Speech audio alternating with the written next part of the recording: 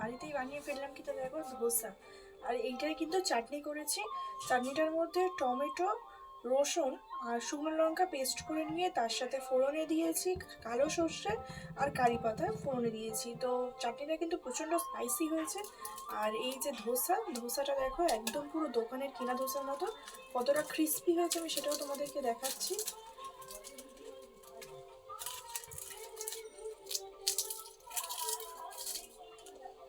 একদমই ক্রিস্পি হয়েছে। তো চলো এবারে ট্রাই করে দেখা যাক। একদম দোকানের ধোসার মতনই হয়েছে, একটু চাটনির সাথে।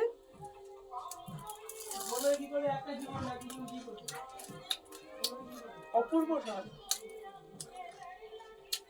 একটা লাইক দিয়ে দেবেন বন্ধুরা, খেতে কিন্তু দুর্দান্ত হয়েছে। তোমরা যদি এর ভিডিও চাও আমাকে কমেন্ট করো, আমি তোমাদের দিয়ে দেবো। এটা কিন্তু পুরো বানিয়েছে মুসুরির ডালে।